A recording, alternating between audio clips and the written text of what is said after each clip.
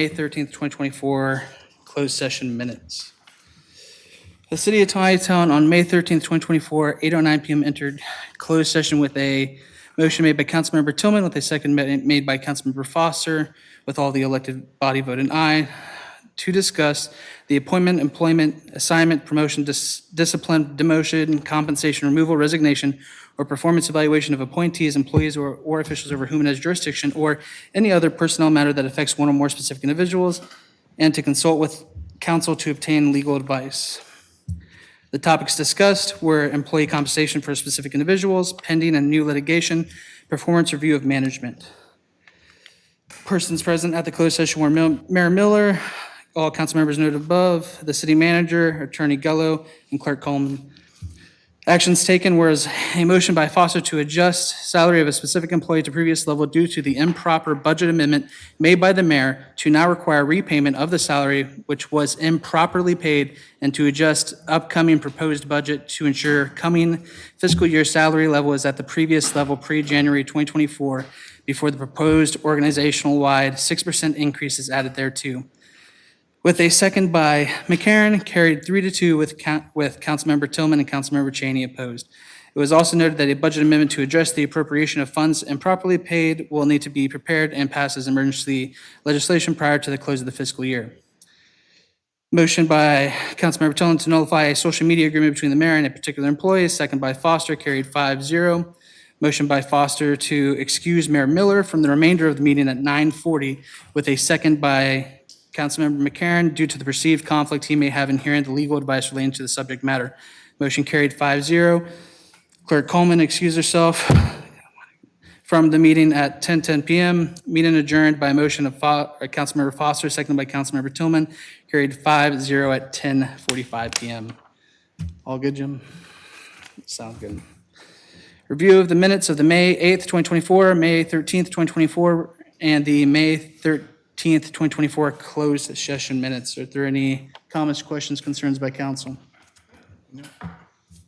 Hearing none, proceeding down. Council member statement regarding conflicts of interest on agenda items. Any council members would like to make a statement regarding that? Nope. Hearing none, proceeding forward. Public comment pertaining to non-agenda items. I got one thing. Yep.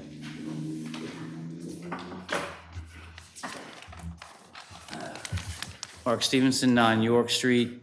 This is actually on behalf of my wife, who chairs the Clean, Green, and Safe Committee for Taneytown's Main Street. This is a prepared statement, so bear with me. I usually like to shoot off the cuff. I got to read it. This past Saturday, we hosted the first in a long while, a Keep Taneytown Beautiful Spring Cleanup.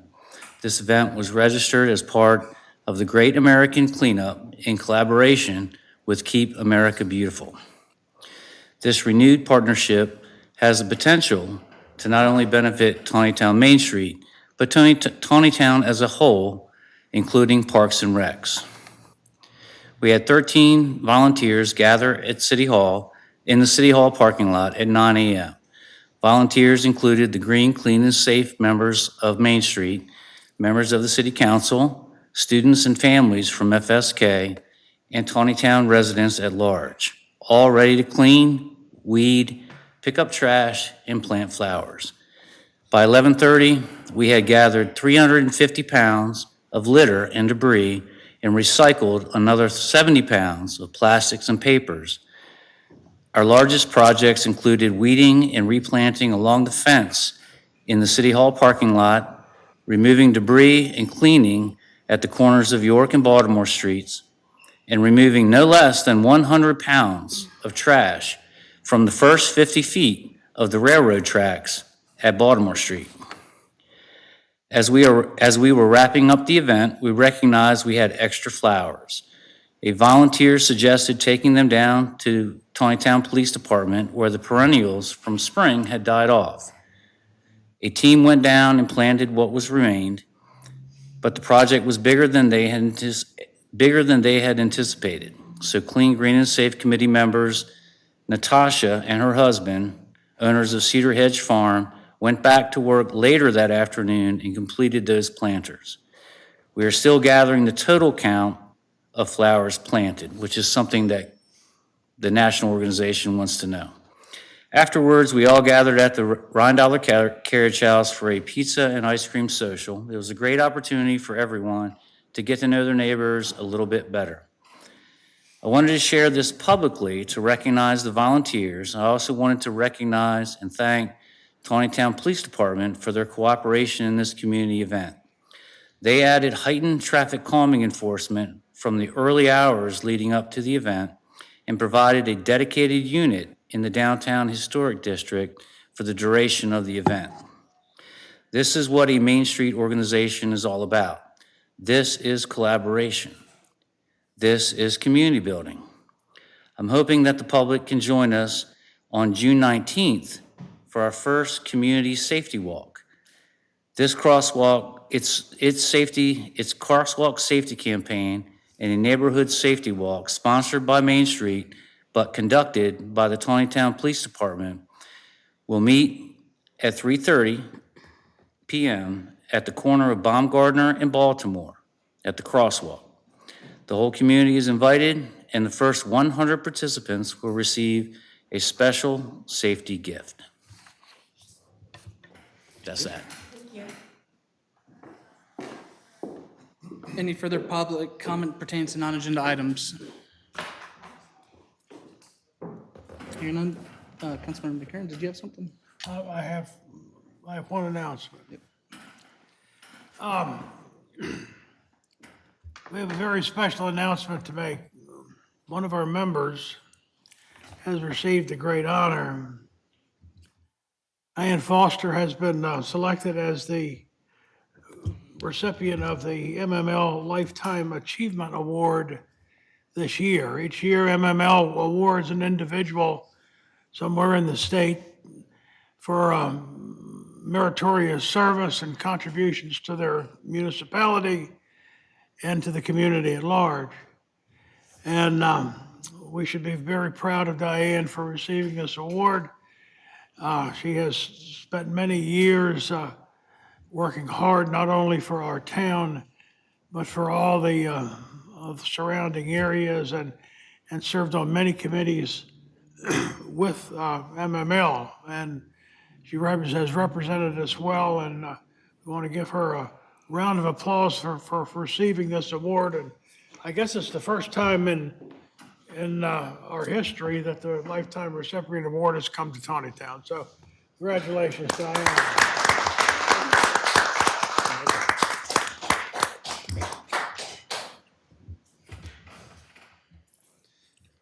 Once more, any public comment pertaining to non-agenda items?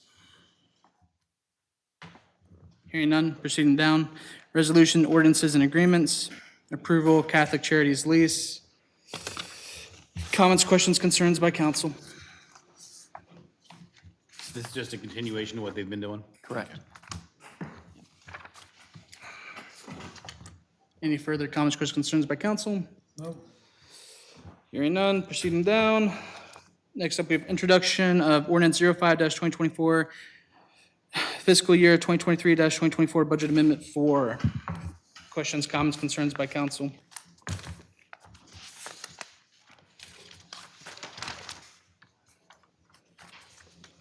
And Jim, just to put it out there, this is the amendment in relation to the closed What you session just action read from needed. the closed session, yes. That's the only thing that's changed, right? Nothing else is, Yeah, that's the only thing happening here. that's what I thought. I just want to make sure. Any further comments, questions, concerns by council?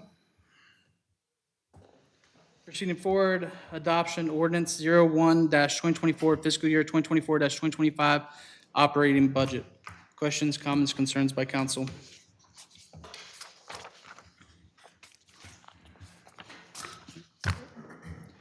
Hearing none, I'm proceeding forward. Resolution 2024-09, water allocation for June. Questions, comments, concerns by council? Hearing none, I'm proceeding forward. City manager report, Jim. Okay. Well, we have, let's see, under capital equipment, we'll be talking about the possibility of a street sweeper farther down on the agenda, so we'll hold off on that one for right now. The capital improvement program, We have finished that up. It's out there, as Clara pointed out for you guys. It's out in the system for you to review. We haven't added any projects since you've last seen it. We just have the executive summary is in there now, and just updated a couple dollar figures and like splits between water and sewer and streets. We tried to apportion that a little bit better across the different categories, but the same projects are there as what we saw a couple months ago. It's not on for approval tonight because it needs to go before the Planning Commission to give them an opportunity to comment on it before you pass it. So it'll be on next month's agenda, hopefully for adoption. Nothing new really on the charter and code. After last month's Monday meeting, we held off on making any changes related to the IT department that we had talked about during the workshop. Let's see. Roberts Mill Road, Broad Street reconstruction. I know the city attorney made mention, as I've shared with you guys before, that the contractor has filed for bankruptcy. So that has certainly thrown a wrench into getting warranty work done on the project. So we do have some funds in retainage, but not enough to cover the full amount of the repairs that need to be done. So the projects, both that and also we're seeing some failures on the portion of Fairground Avenue that we did the sewer rehabilitation project on. So both of those were bonded. But unlike the letter of credit process of old, where we would just go down to the local bank and pull the letter of credit, this is more like filing a claim, and it's a bit more drawn out. So Attorney Gullo is helping to work through that process with us. Was that the water on the Fairgrounds project also? Yes. All right, was it the same paving contractor on both projects? I'm not sure if they use the same subcontractor on both projects. Okay. My understanding is that the paving contractor has not been paid in full That's correct, on the Roberts Mill Road. on Roberts Mill Road? Yes. Now, he has been paid at Fairgrounds. Yes. Do you know if the amount that the subcontractor has not been paid plus the amount of the retainage is enough to cover the redo for Roberts Mill? I don't believe it will be.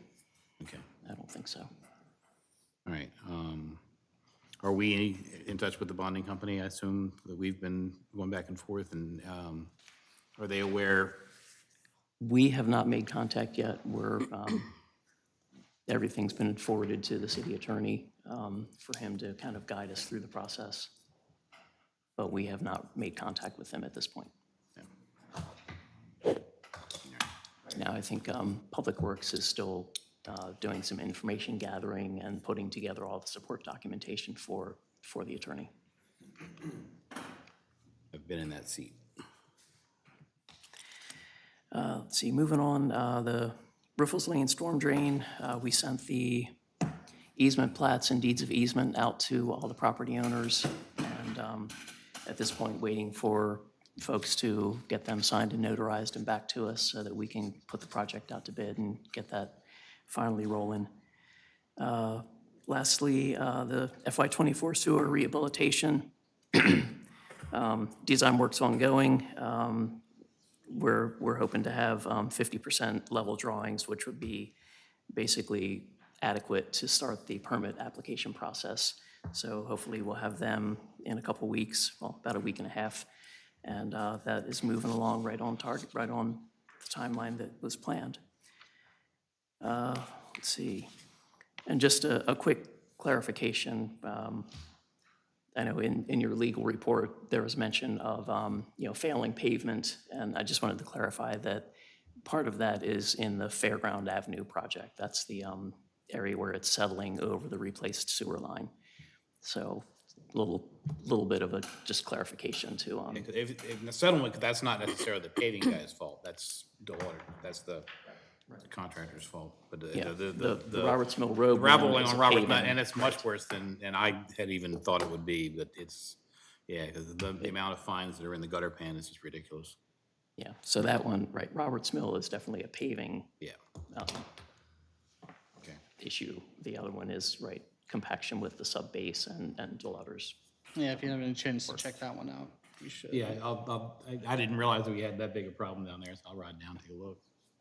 Yeah, I actually made a point to get out and about today to take a look at Fairground Avenue, and, you know, there are some pronounced, you know, dips, like kind of tire ruts, which really we shouldn't be seeing, you know, at this point. So something's definitely going on there. So we're working through that. And that's about it for my report, unless anybody has questions. Questions, comments, concerns by council? Jim, you did mention, I think it was last meeting, that we were going to look into doing a secondary bulk trash pickup this year. How do you, That's actually under new business. There's a, Yep. Bulk trash discussion? didn't even see that. Is Yep, that the new we'll one? get- The new one? Okay, Get to that, yep. okay. I have a couple of questions. Why do we have to have a discussion? I had brought up in some exchange of emails regarding the charter amendment about making the city attorney on par with the clerk and treasurer in charter, since right now there is no mention of the attorney in charter. That was a measure that seemed to have had some support, fairly broad support back in January, so I just would like to see that brought back. Okay. I will add that for the list with the attorney when he's, Yeah, that's why, I mean, that's why it died, because at the time we didn't have yeah. review. The Main Street Subcommittee Open Meetings Act issue. Yeah, that's also on the legal review list, but Okay, hasn't that's gotten fine. to the top of the pile yet. All right, let's see. I do have I have another question. We have Dan working on a social media policy. It seems to me that that's a communications issue, not a technical issue, and I wonder why we have Dan working on that. To me, it's like asking your mechanic to teach somebody how to drive a car. You know, just because he knows about how everything works doesn't necessarily. Okay. Yeah. It's largely because he knows a lot of the ins and outs of how everything does work. And also that function, I guess, landed in IT when we first started to have Facebook pages. So that's just where it resides. And certainly the, you know. I just don't think it's fair to he's not- Dan, you know, yeah, because he's yeah. not a communications professional. And he's It's what not, he does. he's not working in a, you know, in isolation on it. You know, and certainly we've had samples provided by MML. Right. And, you know, he's researched some Well, that's other what I ones. So assume, we're we're cobbling together We're, from right, we're, sources. but cutting I and just- pasting Again, and- I just didn't think it was something necessarily, you know, fair to drop over on him. yeah, I was looking at the reports from the sewer treatment plant. I love the trajectory, very excellent. Is there anything that we're doing in particular? We're at half of the state prescribed levels right now. Are we over treating, or are we still monitoring that as we go, trying to figure that out? yeah, we're being very attentive to our dosing and trying to keep the numbers as low as we can, so that if we do have some kind of failure, as has been our downfall for many years, that we would rather be, you know, under to start with, so that if we do have a pump break or a valve go down and it takes a week to fix, and we miss permit, you know, we don't meet permit for that week, you know, we've got a little cushion for that. So the guys are trying to, you know, certainly costs are higher with the dosages that we've been using. But as I said, we're trying to keep the numbers under, so that if we do have some But, equipment I mean, they're failure. doing a great job of keeping them under, and I just don't, you know, there's diminishing returns on that as well, as you well know. I just want to. Yes. But I do want to congratulate them. You know, both charts are looking excellent. Yes. In light of what happened with the ad that went out in Carroll Magazine, have we checked this QR code that we're sending out to make sure that this goes to the right place? I have not personally, but I will make sure that it's, well, it's, yeah. And that's all I have for now. Thank you. Further questions, comments, concerns by council regarding city manager report? Hearing none, proceeding down, department reports, questions, comments, concerns regarding that? Hearing none, proceeding to legal report, we do not have our city attorney with us here today. Jim, did you have anything to add on it at all? No, just that clarification about the Fairground Avenue piece. Sounds good. Proceeding down, new business, monthly financial report, questions, comments, concerns by council?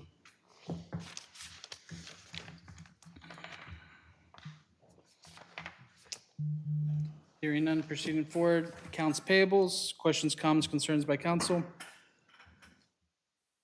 Hearing none, proceeding forward, street sweeping discussion. Jim, do you want to lead us off on that? Okay, well, really the big question is, do we want to procure equipment and start providing that service in-house rather than contracting out? Even if we continue on through the end of the contract with the current vendor, say their performance does improve, we could still, Public Works believes they have the capacity that if we had the equipment, that they could incorporate street sweeping into their weekly routines. So currently, we only sweep the city roads once a year. So the state roads get swept once a month. If we did have equipment, we could sweep our own streets more frequently in addition to having the vendor do the state roads. Or if the performance doesn't improve and we get out of that contract, then we would take over doing the state roads as well. So in your packet last month, I know Public Works provided a spec sheet for a street sweeper if we did want to move forward and acquire a piece of equipment. But I know that idea of doing it in-house versus outsourcing it has been talked about off and on for a number of years. And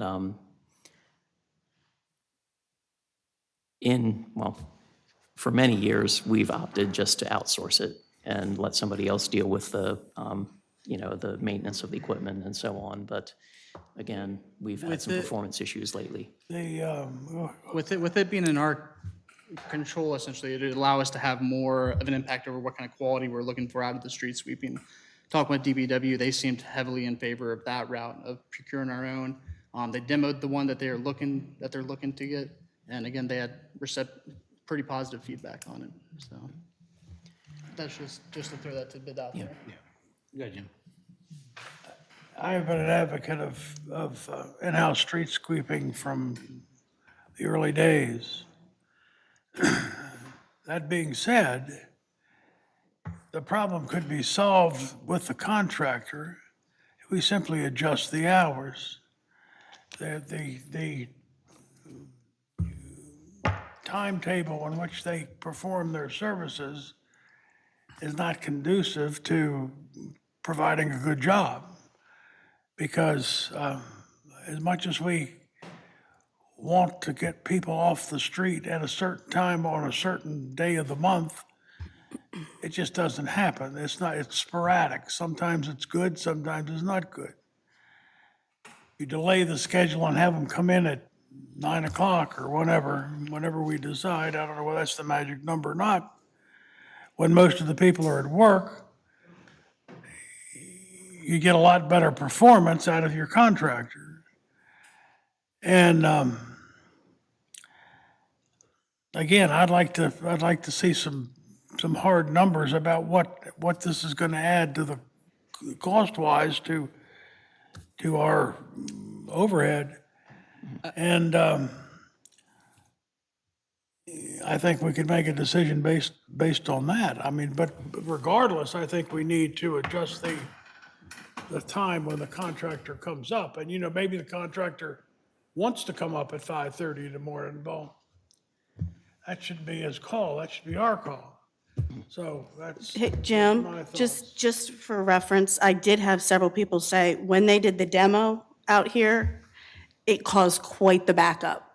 It was during the day, it was later in the day. And it did create a lot of issues with traffic. Now, if we have our own sweeper, he can do it whenever the heck he wants. That's exactly right. And if it's, you know, if he's got a street that's open that normally isn't, then he can go then. But I think it's kind of hard to ask a contractor to get out there and create that much of an issue going up and down the street time-wise. And apparently, a lot of people were a little upset. Well, I will say, I don't think the quality of the work is because cars are parked out there. I mean, as we've seen recently, some of it has been the actual machine was broken and they launched it anyways, and it came out here and actually just spread the mud all around the town. And I think that's happened twice now. It isn't necessarily that the cars are parked there that's causing the quality issue. I don't think that's the issue here. I think it is the actual, why are we being sent broken machines to conduct the work? You know, there's days where they're calling out the day of, you know, can't make it out, not gonna make it out. I think it's a reliability well, Mm-hmm. and a there'd quality be, issue. probably the advantages of having our in-house equipment would outweigh any disadvantages, but Yeah, I would think so. I think, Still I like think to that see the resolves your issue really of cars being parked in the way if they can come out and do it at our own pace and schedule. You know, and if there's spots that are missed, because cars are in the way, then they can come back at some later point and catch those areas. I like the idea of being able to sweep our own streets more than once a year. You know, I think that could, I think that would garner a fair amount of support from the people all over town who would like to see that. You know, or for special, be able to do it for special events and anything like that, to sweep the park, any of those, you know, any of those things, I think, the parking lots at the park, 100% agreement. so. Well, and I think the additional attachments that come with them will benefit overall as well. Right. With the blower and the water. Yeah, and yeah, right, because with the leaves and stuff, especially in the park. Yeah, and used in tandem with the vac truck, you know, it could be very handy for, especially with this whole copper lead pipe thing going on. You know, we could be able to do our own test pitting and keep that all very contained. I think it's a Then good when is idea. the contract up with the sweeper? Not until 2025. So we have another Like a year from now? Yes, yes. But if they're not doing it correctly, can we get out of And that that's, contract? right, that's something Process we're in. that, again, we're working with the city attorney Yeah, on. I mean, it sounds on like that. Public Works is on board, so I think that's the answer. Yeah. Well, somebody must have said something to them because they even swept York Street while it was under construction, so that was. But I will say, one of the things that I saw happen during the construction, and it had nothing to do with the construction, but I think a dump truck, maybe a grain truck or something, spilled a bunch of stuff on York Street, and it was a Sunday morning. The state highway actually was out there with their own sweeper truck, with an MDOT sweeper truck, sweeping that mess up, and it's something that, you know, had that been something that was not on the state road or something that was even a bit more of an emergency and the state couldn't get somebody out there, we'd have the ability to do that. Yeah, and that's a very good point, because right now, when something like that happens, our guys are out there with brooms and shovels, you know, trying to clean up stuff like that, you know, and oftentimes it's at an intersection with a city street and the state roads. So we're kind of right there, you know, on the shoulder, trying to work with the traffic going by. Yeah. So, And just to kind of touch base, follow up on Judy's point, there's not a tremendous lull in midday traffic anymore around town. So I think the street sweeper coming, you know, around 5 to 6 a.m. is really to beat traffic. And, you know, just for that safety factor, so they're not, you know, holding up traffic. And, you know, if they wait and you know, crossing the street here to go over to the annex, you know, it's always busy. So there's really not like a slow period around the city anymore like there used to be. So, I mean, we can certainly look at it, but I don't think I that's think if we that's not can, a I cure-all. think if we can make this, you know, fit into the capital budget, Okay, I kind of think this is a Looks like no-brainer. we're all right. pretty much. Well, we will touch base with Legit, see what kind of, you know, increase to our costs there, you know, to be operating this piece of equipment we're looking at. And, you know, we can move forward and get the rest of the facts we need to make a decision. Good. So, all right, thank you. Questions, comments, concerns by council regarding street sweeping discussion? Hearing none, forward to bulk trash discussion. Jim, did you have any points you wanted to lead off with or anything? Sure. I mean, I know the question came up about whether we should go back to having more than one bulk trash event per year.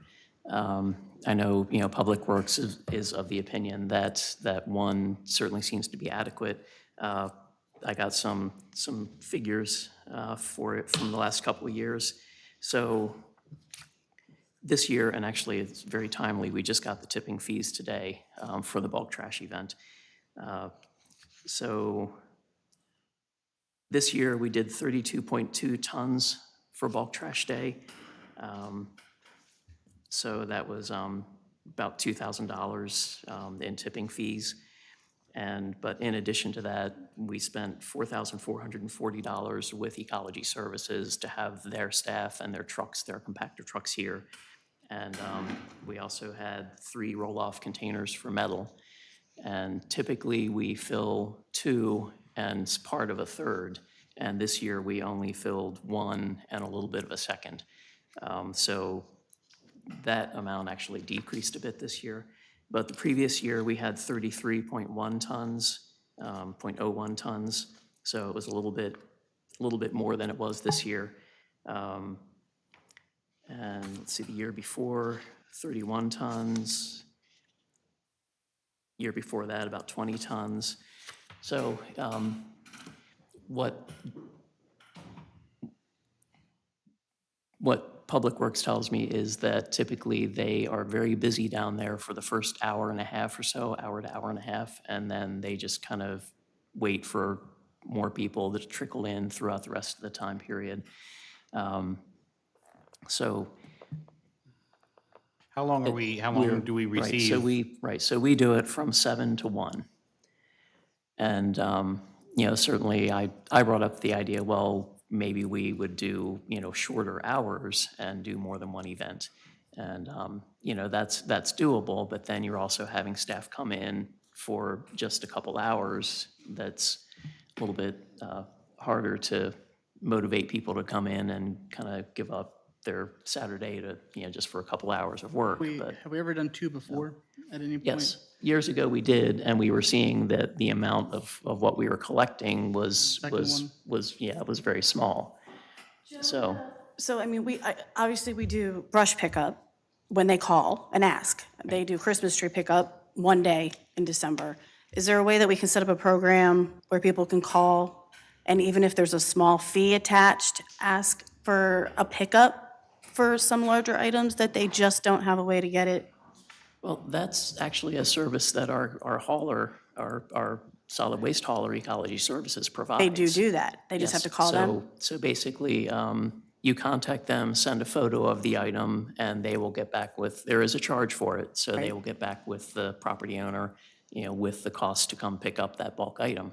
I didn't know that. Very few people take advantage of that, and perhaps that's because there is an additional cost and. we know And what also the you've cost got is? 5 I was gonna surprised say, faces sitting here, so I can imagine how many surprised Is it faces there are cost out there. prohibitive, Yeah, how much maybe? do you know how much it is So at all? it's for a thing, case by I case. guess. So, right, so it may be that, folks may not want to pay, $40 to get rid of a sofa. Right. I don't have real world examples to give you, because that's really between the hauler and the individual. But I don't think we get much activity on that. I do know also that, on Facebook, you often see, on the community and neighborhood pages, that there are some haulers out there who are trying to make a little side money, hauling stuff Yes. away for people. So, Yes. I was just asked the question, so I brought the question up. No is a perfectly acceptable answer if no is a right answer. So I just was asking the question. It doesn't really seem like there's that much demand for it. It could be convenient for folks to have more than one opportunity a year, but Is it an operation that could be scaled back at all? I know, like, the one down there, multiple dump trucks, everything like that. Is there no way to scale it down for a smaller one? If we are just seeing a smaller number for the second one? I'd be hesitant to cut it back too much because we never really know quite what to expect, and I'd rather be over-prepared than under-prepared. So you know, this time we had, I believe, 6 trucks. Some years, one of the trucks will have to run to the landfill and come back. This year, they didn't have to do that. But that seems to be, you know, at least during the peak time when people are lined up waiting, that seems to be a good number of vehicles to have to receive the trash without, you know, and the lines do get pretty long in the first hour or so. Do we have any statistics on what from the time period where we were doing 2 of them? What the tonnage was looking like on the second one? No, we've been doing just one a year for a very long time. Okay. We had cut it down to once a year before Director Smeek came up to the office as the assistant director, so it's been a long time. A very long time. Yeah. Okay. All right, well, So, thank you I for, guess, thank you for at least for looking into that for us. Yeah, sure. Any further questions, comments, concerns by council regarding bulk trash discussion? Hearing none, proceeding forward. Taneytown record discussion. Jim, do you want to lead off with any points? Well, there was a discussion at this month's Main Street Advisory Board meeting about the Taneytown record. And I know Mayor Miller has, you know, wanted to see what Main Street was looking for as far as, you know, if there was a different look for the paper that they wanted than compared to the previous versions. I know we've kind of been trying to figure out if the Taneytown record, you know, needs to be reimagined. And, you know, it's been quite a long hiatus at this point for it. And I would like to get some kind of print information back out into residents' hands, because while we push information with social media, we've got the app, we've got the website, not everybody does that. And, you know, there are folks who miss having that hard copy bit of information, you know, is what's going on in the city. So I would like to get us to return to that. And, you know, in discussion so when we put into our code the Main Street Advisory Board, one thing that group is supposed to be tasked with is coming up with the frequency of the publication of the Taneytown record, because historically it had been something of a fundraising activity for the Main Street organization. Now, if we factored in the city staff time to do that, it probably didn't really make any money, but it was a vehicle that we could promote downtown businesses and local businesses and things like that. And, you know, some local businesses, I think, did see some positive from advertising with it in it. But in the discussion with the Main Street Board, there were some different opinions on what the Taneytown record was. And, you know, over time, I suppose it's been perceived as, you know, as a newspaper rather than a newsletter. And, you know, I think it's always been kind of a city newsletter, albeit beefed up a little bit with, you know, articles about local businesses and happenings and things that aren't specifically city sponsored. So the question really is, do we go back to publishing the record like we used to? Main Street certainly has their ideas about what it should be. Do we want to go to doing just a city newsletter like we did years and years ago and save money on postage and just mail that out? And if Main Street wants to do their own publication, they can do something, you know, independent of the city office. Like to get your thoughts and direction on, you know, what should we get out to the public in hard copy? Well, I suffered through that meeting, watching it after the fact. And I think there's a lot of misconception about what the newsletter was supposed to be. Like, it was information about what was going on in the city and in the government. And it sounds like they would prefer to have some kind of publication that was completely separate. So I would say we still need to have that newsletter, because there are a lot of people that have reached out to me and said, where is it and why haven't we gotten it? You know, it's ridiculous to me that we should be expected to mail out the water information when that was the whole point of that newsletter, was to get that kind of information out.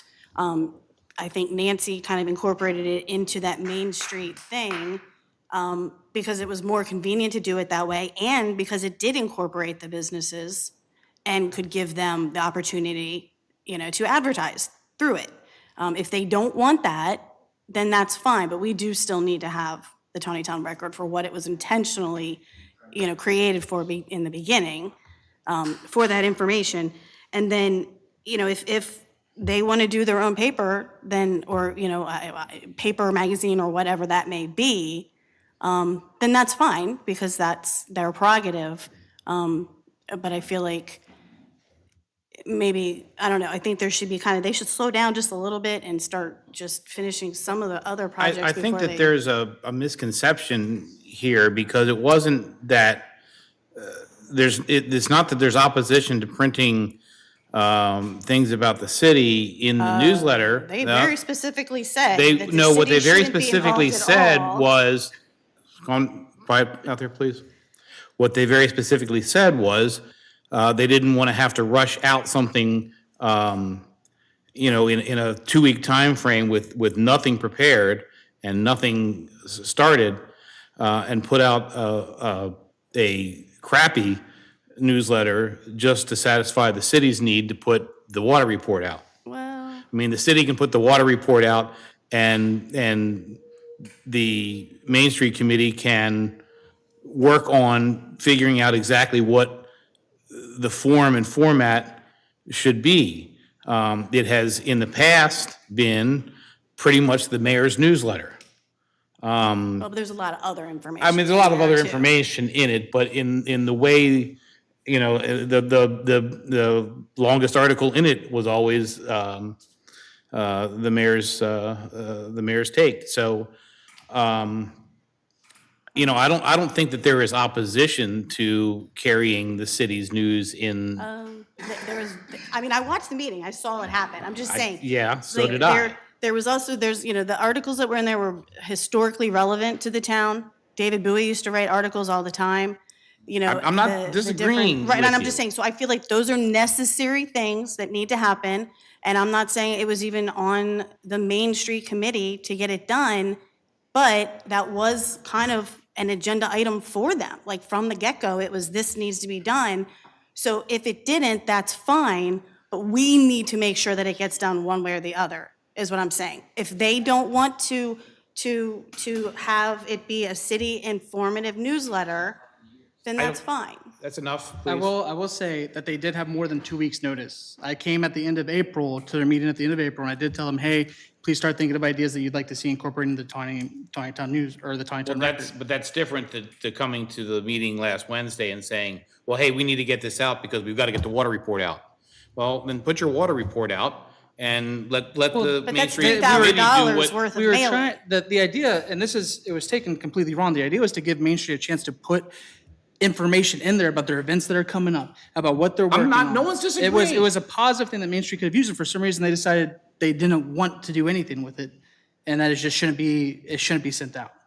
So I will say, again, they did have more than 2 weeks' notice. I don't know why the 2 weeks' notice, because I specifically was at the meeting in April and stood up here and asked them to start thinking about what they'd like to see in it. And that's why I had Economic Director Mish ask about it at this last meeting, was because I wanted to hear what they wanted to see out of it. And they know from their whole organization that they are supposed to be setting the tempo for the Main Street Record. And I have emails going back to January asking, hey, we need a tempo on this so we can actually start getting it back out. Well, and the promotions chair met with you. She put together a 3-page proposal about it. And from my understanding, I don't even know if you've seen it. They suggest to turn it into a magazine. Maybe, and whether it's, how it's printed and what it's printed on can still be something to be worked out.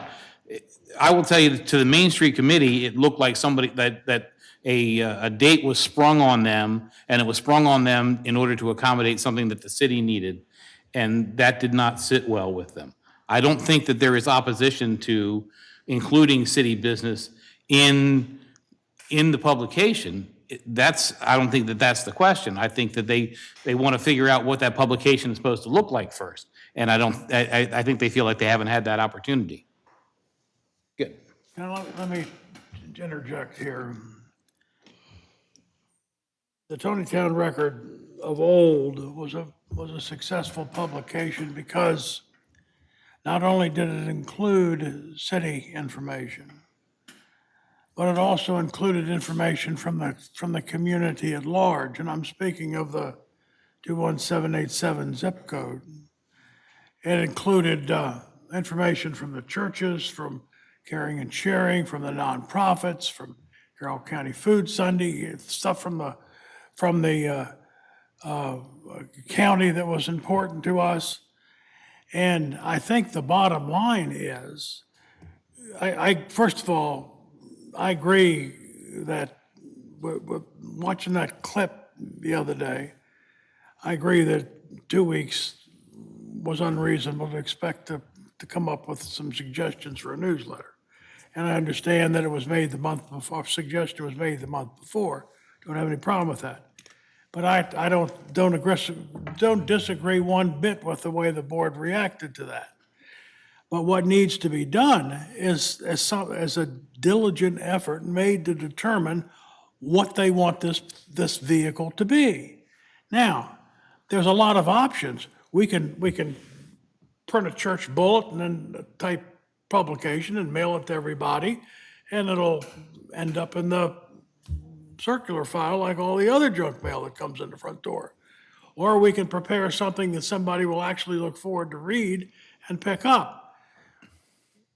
We have a publication in nearby Emmitsburg that is circulated here in Taneytown that has very valuable content in it. Now, I'm not necessarily saying let's do an Emmitsburg News Journal format here, but why not? If that will serve the need. There's a lot of desires or there's a lot of input that Main Street wants to make sure happens when this newsletter starts. A discussion needs to be conducted about what those things are. These are the things that, these are the drop dead points. These are the things that Main Street wants to accomplish. And then the city needs to say, well, these are the things that the city wants to accomplish. So you got city set of goals, you got Main Street set of goals, and they should be very compatible because Main Street's got to work with the city and the city's got to work with Main Street if we're going to be successful. Now, what better way to accomplish that goal is to get a professional person that is publishing a newspaper to sit down with us and say, yeah, we can do that, or no, we can't do that, and then decide whether we put the burden on us or on our city staff to publish this paper, or we let a professional do it and accomplish the same thing. I think that they're far away from being able to say by the end of April or by the end of August, let's make sure we have a newsletter ready. I think we have to sit down and we've got to hash this thing out. We've got to put some bullet points down. We've got to decide what we want and how we want to accomplish it. And then once we get those figured, invite somebody like Mike in and say, this is what we're trying to do. Can you help us? And Mike will say, well, I really can't do that. Or I can do this and I can't do that. And then decide whether it'll work for us. And I don't know why the burden of publishing this Taneytown record was pretty significant, just like Jim said a minute ago. The revenue from the Taneytown record benefited Main Street, but at the cost of the employees' hours here in the city. So what did we accomplish? We didn't accomplish anything, and it was always a big deal. It was always took up a lot of time. Jim, just to check, have you got anything back from Economic Director Mish regarding, I know we had somebody who previously put it together, the Taneytown record, it says staff spending time on it. Have we got anything back on that? So I can give a quick summary, a little historic information, I guess. It started out as a volunteer from Main Street. The Main Street Board talked about it, and there was someone on the Main Street Board at the time who was a freelance writer who was familiar with the layout software and everything. And that individual actually served as, I guess, the editor and publisher of the record.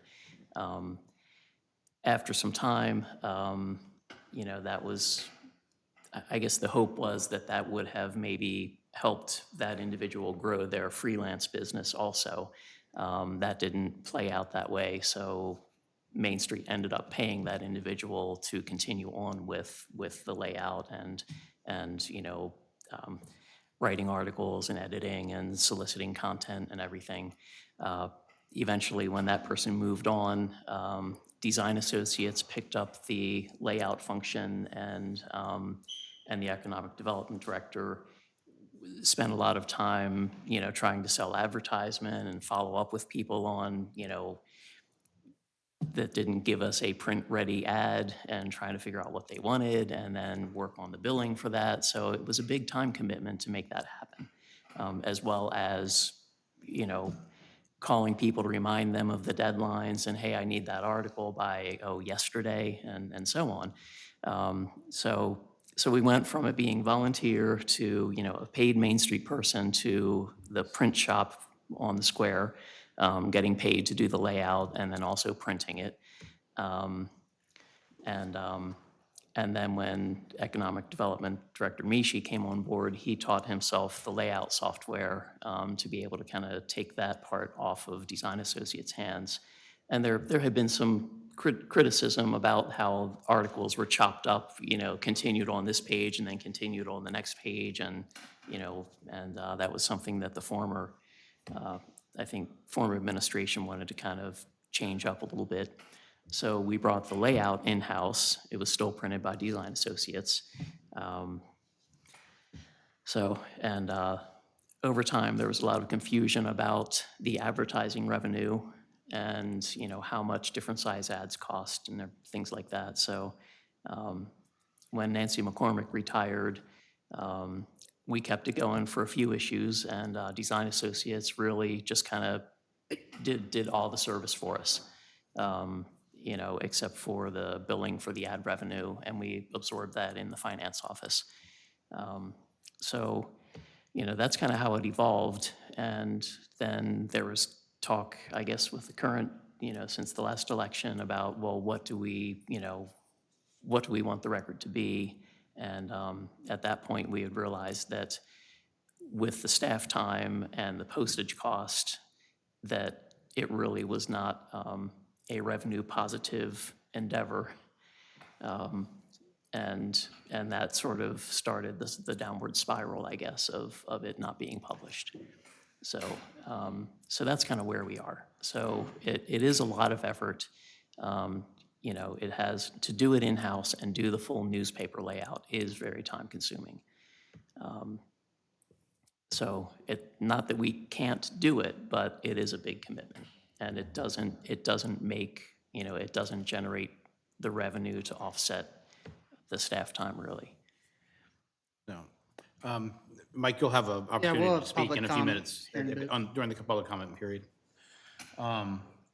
Yeah, I mean, like I said, I don't know that there is the resistance that some people here think that there is to working with the city on this, but you know, you know, there were some logistical questions that came up, and I know that you said, you know, you were there at the April meeting and talked about, you know, wanting to get this information, but there was no deadline at that point in time. And this, what was sprung on them was this sudden 2-week deadline to get this out in order to satisfy the water report requirement. And that's I think what sprung most of the opposition. I think that they want to get to something that may even be revenue positive, or should at least be revenue neutral. But that really requires some planning, and it isn't something that you're going to do in 2 weeks. I mean, there wasn't even a rate card. There was no sense of what all should go into it. And nobody was asking them to design the paper and do the paper. We were just asking if there was content that they wanted to see in the paper. Well, that wasn't how that is. As I watched that, that's not what I watched from last Wednesday. But you know, and we should have that discussion. No one's saying that we shouldn't have that discussion. That discussion needs to happen, needs to go forward. It just hadn't happened in time to be able to put the paper, to try to put the paper out for 1st of July. So I think that's where that stands.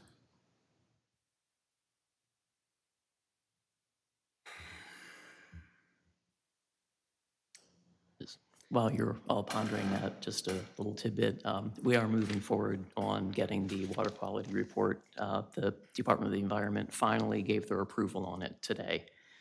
We've been pestering them for a while because they've had the information for weeks and weeks. So we're finally ready to get that printed and folded. We've ordered, envelopes and got plenty of stamps ready to go. How So many it's gonna pages is be- it? How much material is it, Jim?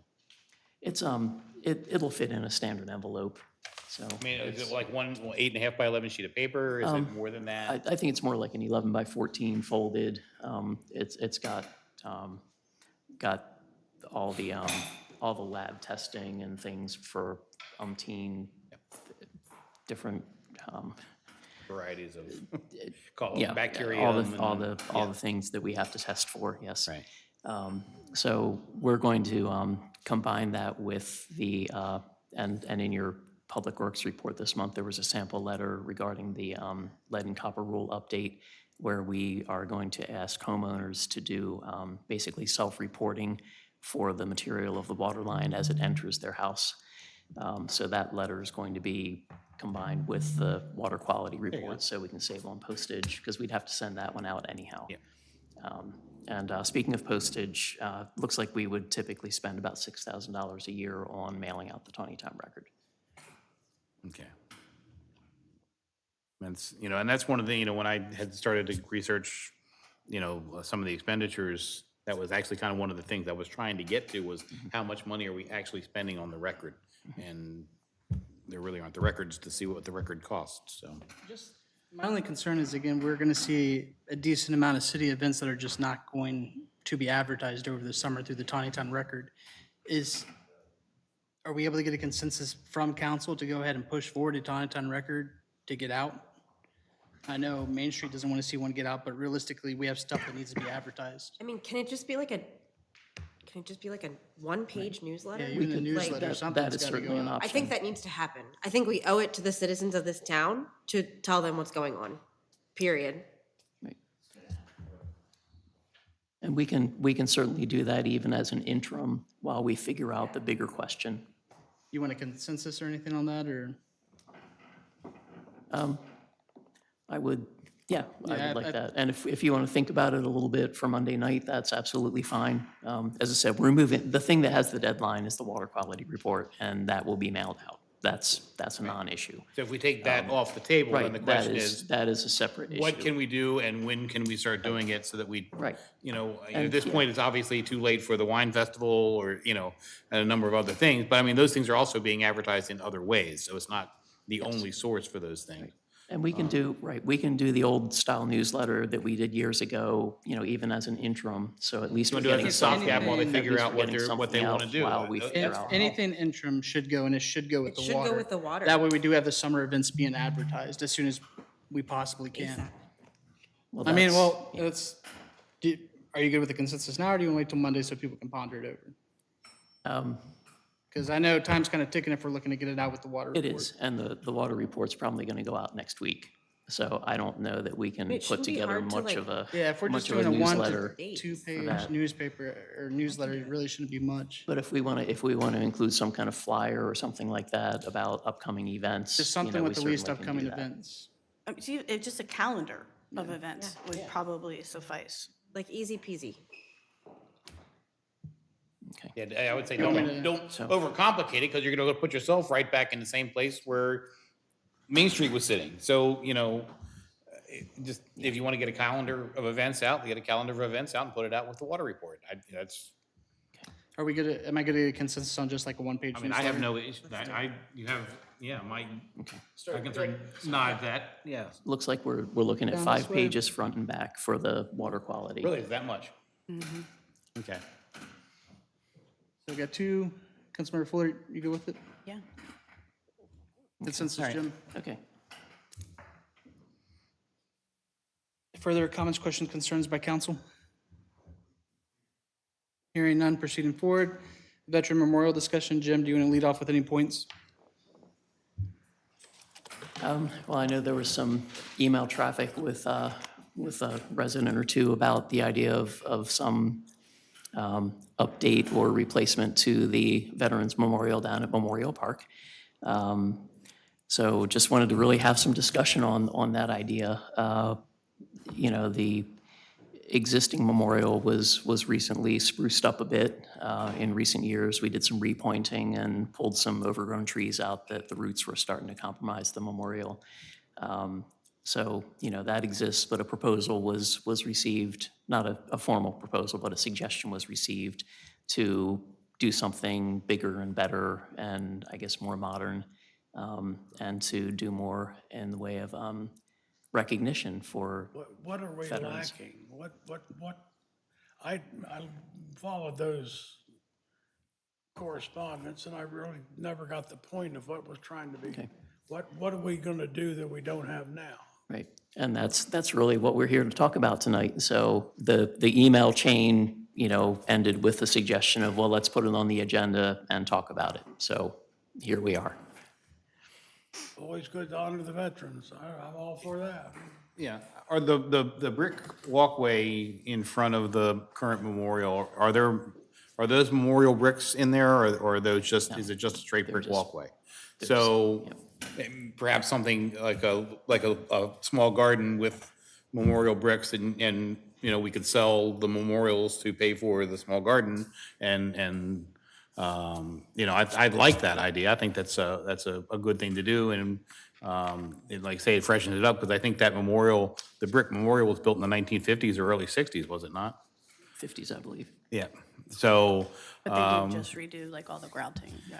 Yeah, you know, right, if you wanted to redo some walkways around it, maybe spruce it up a little bit, Well, add some plaques And or something. I spoke with Lorena, and she kind of has come up with an idea that kind of made sense, which would add kind of what we consider a blank canvas behind where the current Yeah. memorial is, that would be kind of a sideways H walkway, but with two additional brick walls that are very similar to what's already there, where people could then purchase the plaques of, you know, maybe a particular platoon or, you know, a survivor or not, or however the case may be, whatever it is they're trying to.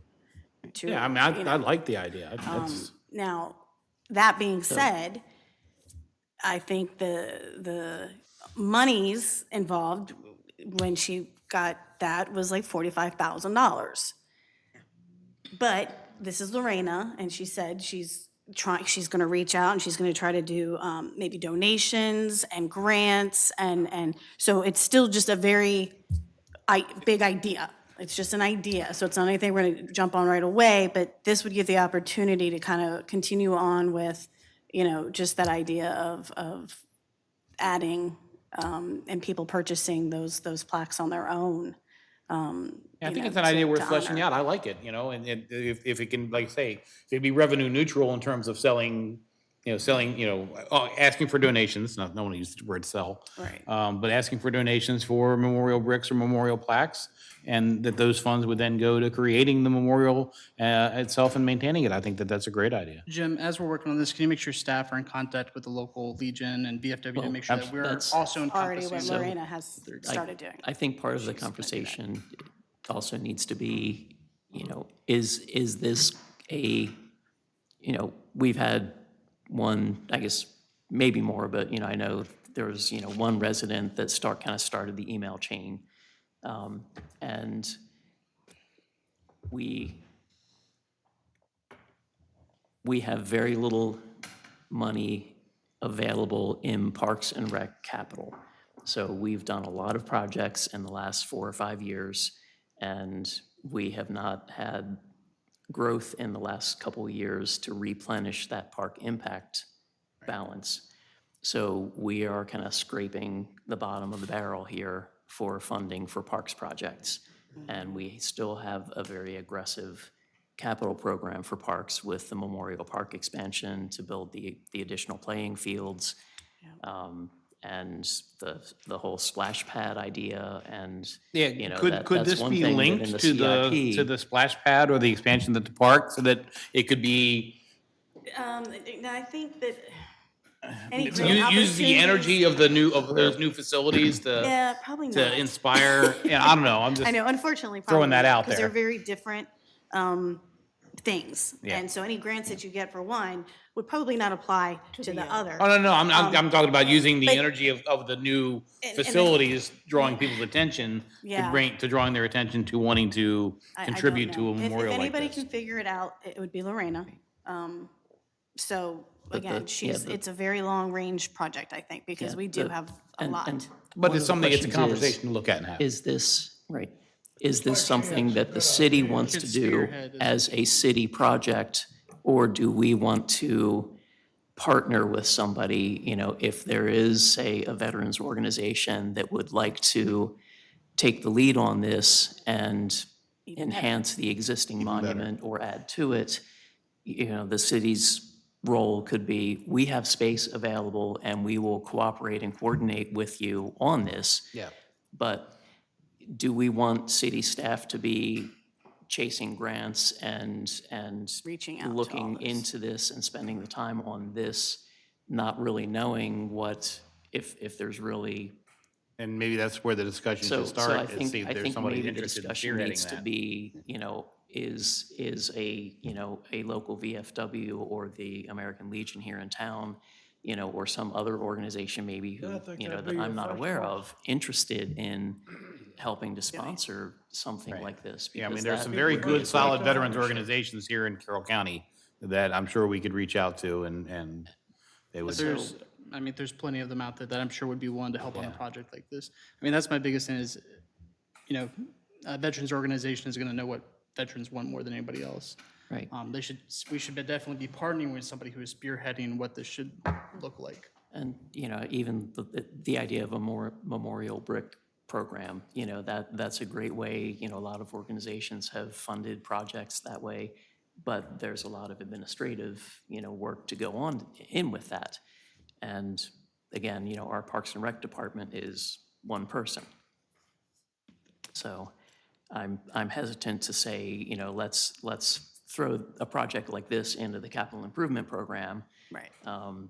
Because frankly, it would be kind of, you've seen the parks page for capital improvement programs.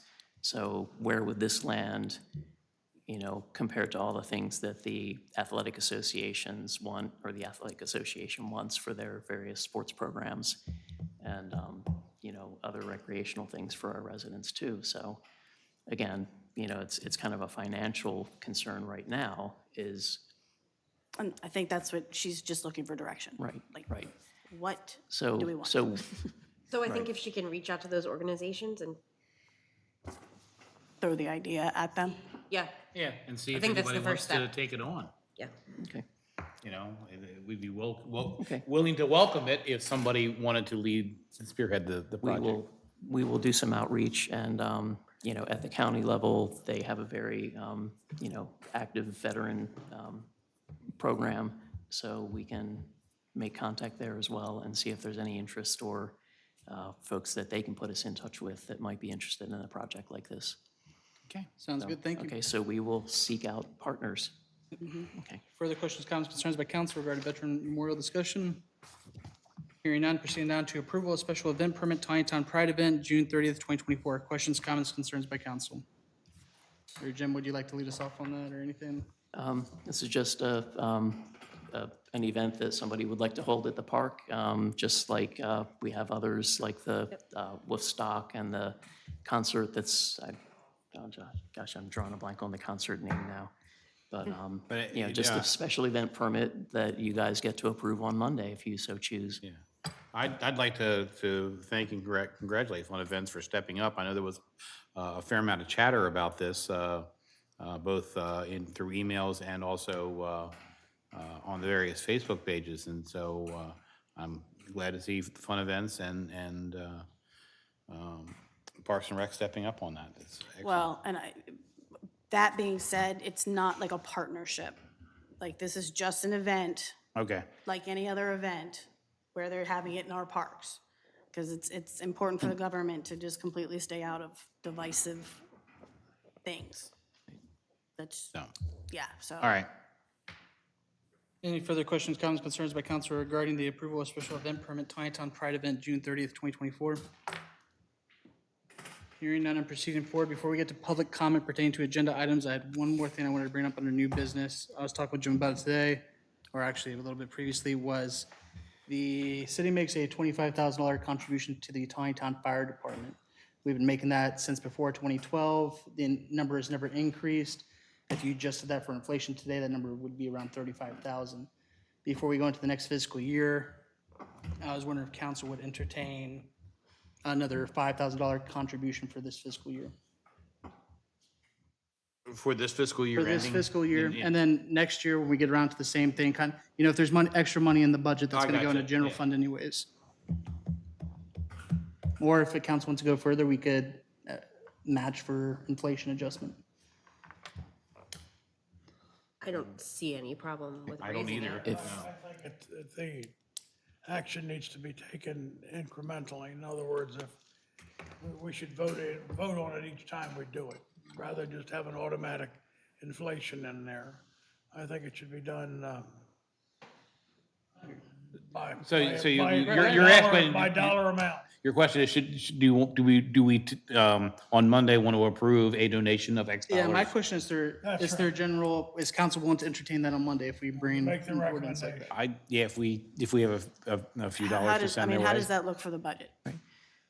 If there's consensus to move forward, I'll work with the treasurer, and I'm sure in just kind of glancing over the financial report, I'm sure we have some categories where we have underspent for the year. Okay, So we could potentially even incorporate something into the pending budget amendment for your approval Monday night. But I would like to work with the treasurer on that to make sure that she's comfortable that we have But that. before we But- use but I that think time, we that- want to make sure right. that there is Yes. general reception. I'm not opposed to that, no. Jim, if you don't mind, just have staff kind of work on that for Monday. Right, and we're shooting for $5,000?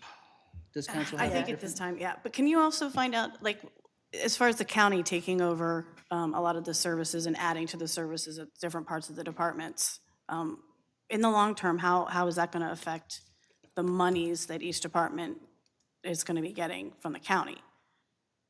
I know, just speaking for the fire department, there was they had their own budgetary concerns with the budget that was passed by the county. And again, since 2012, we've risen in population here.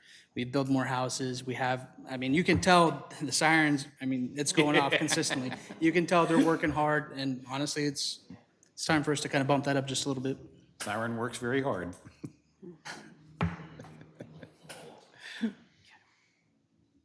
Okay. Any additional questions, comments, concerns by council regarding that? Hearing none, proceeding forward to public comment pertaining to agenda items.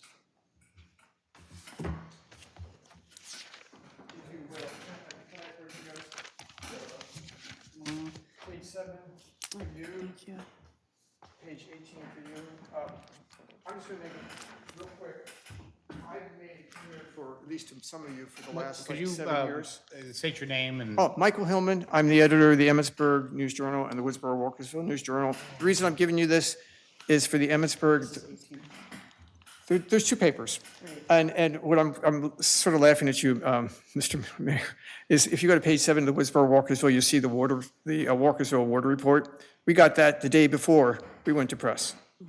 And you can see how it's laid out. So if you're looking for if you got the Emmitsburg, you want to go to page 18, that's the Thurmont Water Report. That's how much space it actually takes out to actually print it out. And that's the service we do for the towns. But the reason I'm here is I've made it clear, I would love to do a Taneytown News Journal. And something completely independent from the town, but would give you guys a newspaper.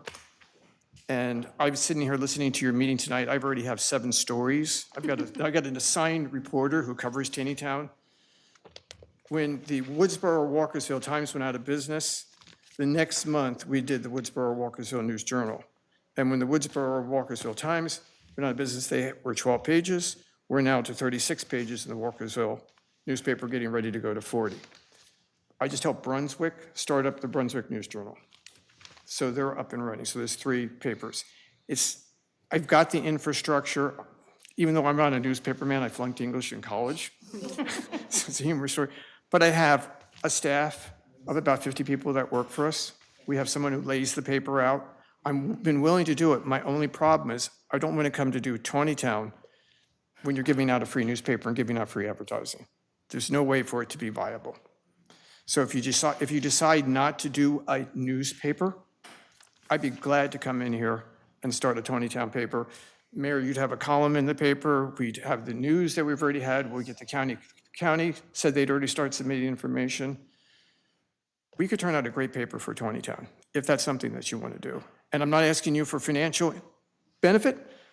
So sort of like coming in and having a restaurant, wanting to start a restaurant, but the town has its own restaurant and is giving away free food. No one's going to come in and do it. Well, sorry. Go ahead, I'm sorry. Go ahead, ask a I question. would say, I'm thankful for newspapers like yours, because I do believe that's kind of the problem with the Right. Taneytown Record is you shouldn't get news from your government. Yes. No Yeah, offense to yeah, that's fine. no offense to government, but you shouldn't get news from your No, government. but you should have the right, and the town council should have the Yep, right to yep. submit without me editing what your positions are. That's why we have from the desk of. We have you go to Frank Davis in Emmitsburg, he submits an article. John Kennard in Thurmont submits an article. Heath Barnes in Woodsboro submits an article. I don't edit those articles. It's a chance as the elected officials to speak directly to the residents without going through me.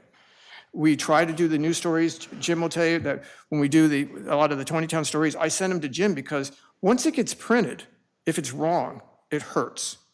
So I at least send it to Jim, and I said, did I get the facts right? I try to stay out of politics. I just believe in a small town community paper.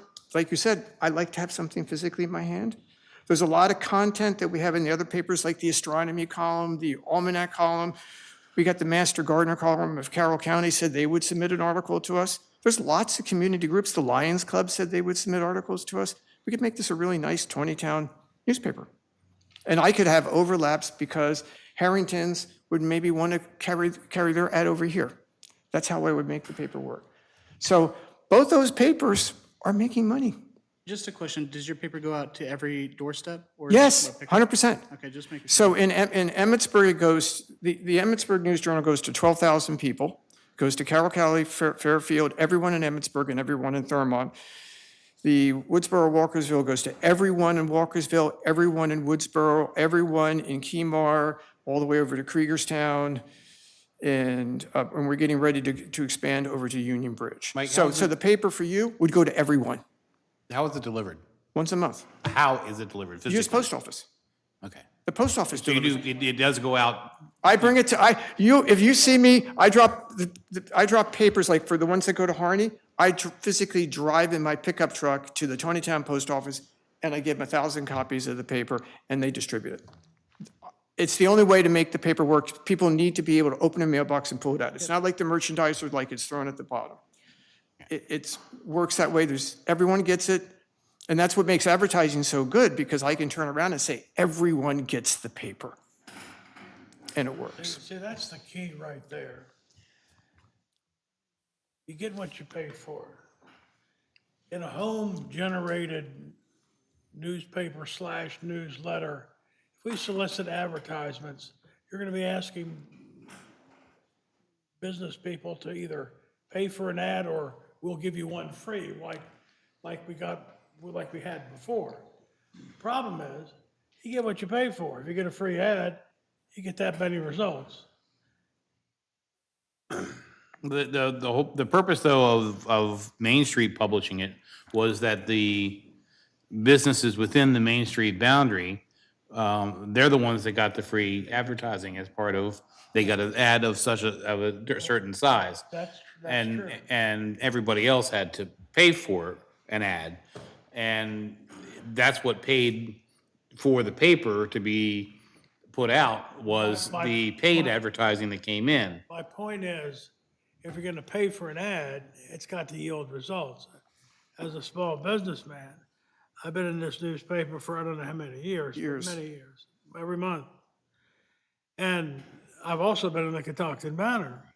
I'm no longer in the Catoctin Banner, because I never got any results. But I get results with this paper. And it's just, I don't have a big advertising budget. Every dollar I spend on advertising, I gotta take out of my own pocket to do it.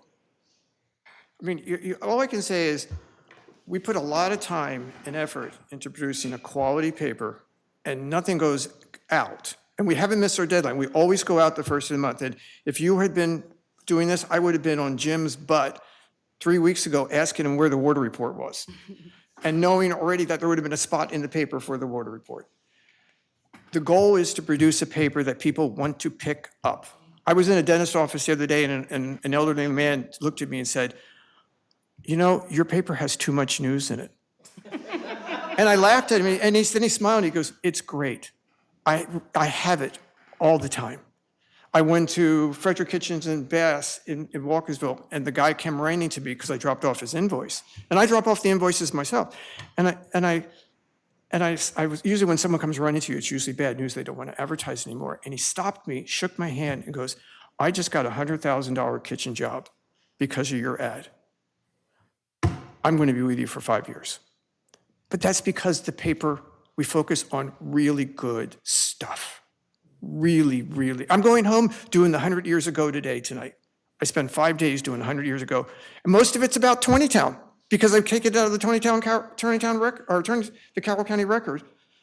And I'm reading about, like, if you read last June's, we had a whole thing in May about Decoration Day. The Decoration Day articles written by the Mount students was motivated because of a story of 1924 about Taneytown and their Decoration Day efforts. And that motivated me to focus my Mount students 2 full pages on Decoration Day. This is a great little town, and it deserves a great little paper. And if you want to do it, I'm not asking you to do it tonight, but at least consider the option of letting me do a paper. Appreciate So I it. got- Thank you. Thank you.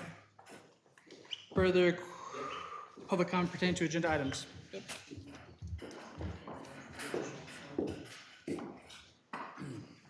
Mark Stevenson, 9 York Street. 2 things. First, the street sweeping. Buy the truck, man. Buy the truck, all right? The contract, we live on York Street, main drag, it's terrible, all right?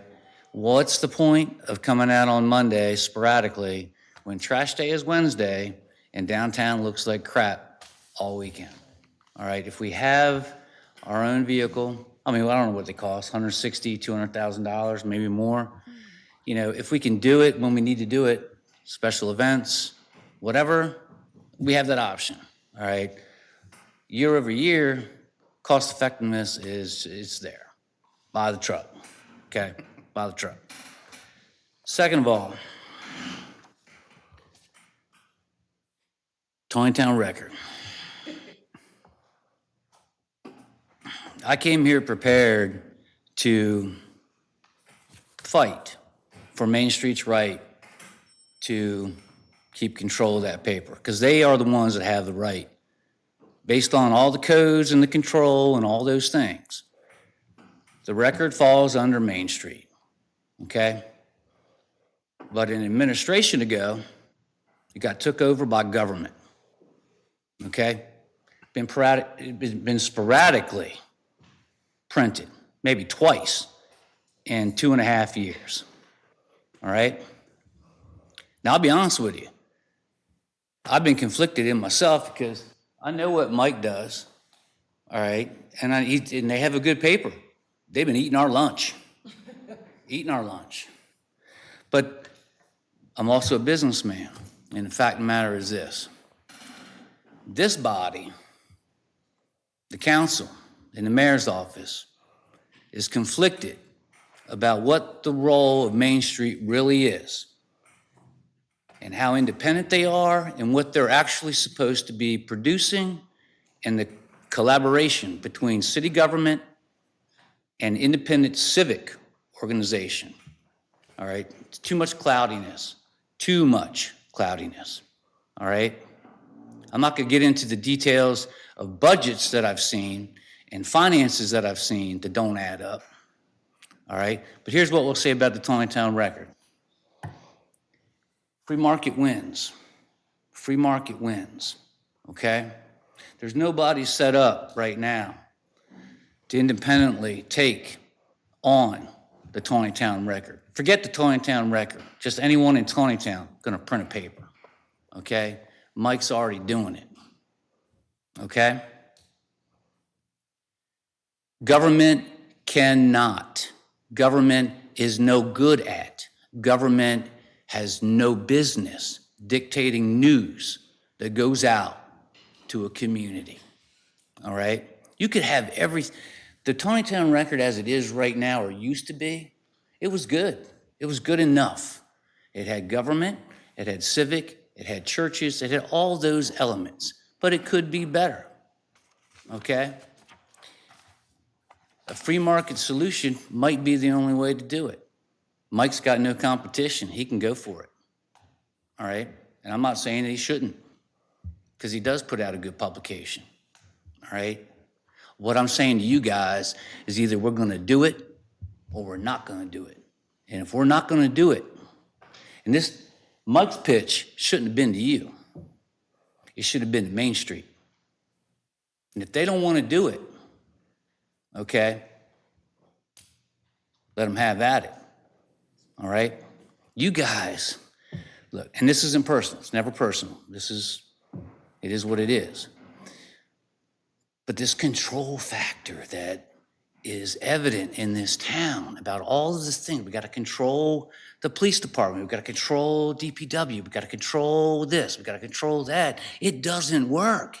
It hasn't worked.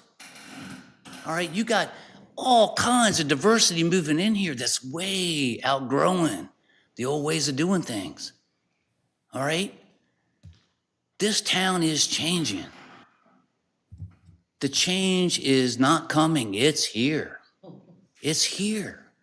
All right? There's probably been more people in the last 2 years that have stood up in opposition to what's been going on because they're used to a different way, a better way. I understand the past need to maybe control how quickly we changed. All the great things about our small town and this and that. Look out the window, man. It looks like crap. It looks like crap. People putting hundreds of thousands of dollars a year in this town with nothing to show for it because we can't get the basics right. Let go. Let go of the control and let the people that know how to do it, the organizations that know how to do it, the free market that knows how to do it, let them do it. Nobody cares about who gets the credit. We all benefit from the growth. All of us.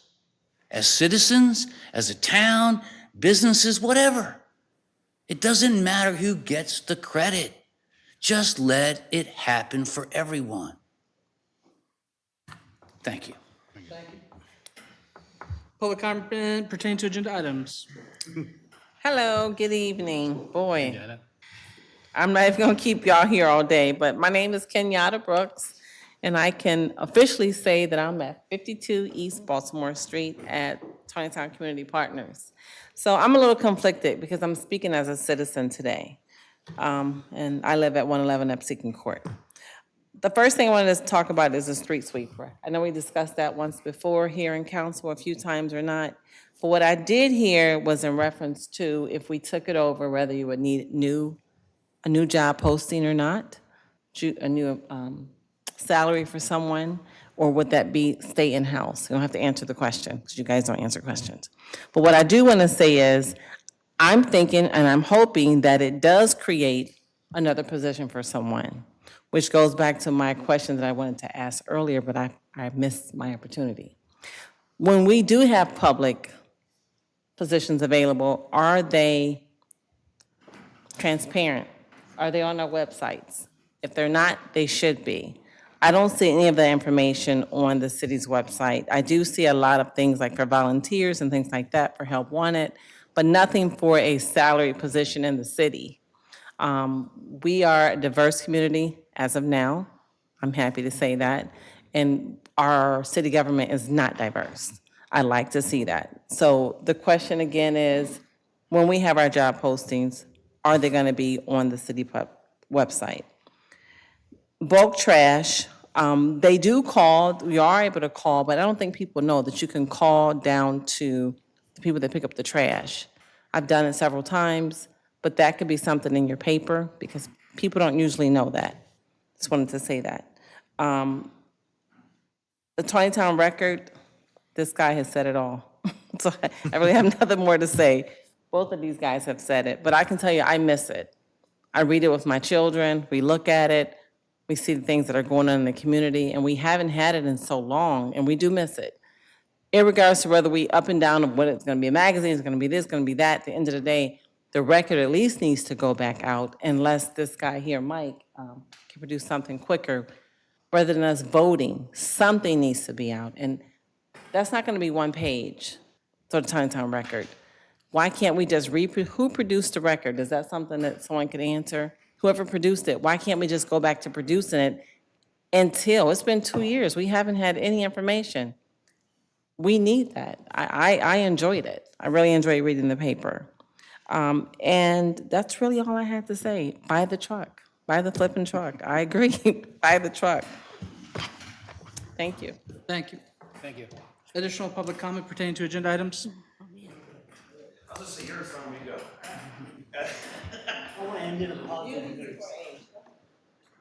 not gonna be positive. I am gonna be positive, actually. Couple of quick hits. Street sweeper, yes, please. Name and address, please. Harry Mead, Baumgartner Avenue. Bulk trash, yeah, in lieu of the second one, we probably ought to advertise that, and like, that you can call and who to call, because I honestly had never heard that before in my life, and barely know, because I can look on my, my Ring camera, who the trash company actually is. So, Make sure the information is. so I think if you got that information out, that's available, I think that would negate really a second bulk trash day need. Yeah, everybody else is going off on the record. Yes, I think we should have it, and I hope that we involve more than just Main Street, because it needs to be, there's a lot more to Taneytown. And on the memorial thing, heck yeah, I'd buy a brick or a plaque for Dad in a minute. So if we wanted to do that, I'd be all in. Thank you. Public comment pertaining to agenda items? See, I can be positive. There you go. Appreciate that. Jim Parker, Taneytown Volunteer Fire Company. I'm the treasurer. I want to thank you in advance for your consideration, for your support. We appreciate that greatly. Starting next week is our carnival, one of our largest fundraiser, and we'd like to have all the support we can get. To answer maybe Judy's question is, we do get county support. They help to support us on our operating funds. Our capital is thanks to your donations and the public. We have a $900,000 engine on order. That's all through donations and the support from our fundraisers. So we appreciate that. Again, thank you in advance. Thank you. Thank you. Additional public comment pertaining to agenda items? Going once, going twice.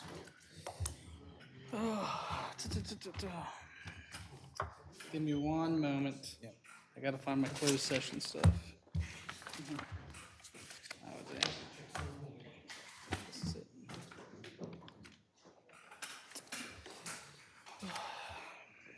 I'm going to read a presiding officer's closing statement for the closed session, and I'll be asking for an adjournment to go into closed session.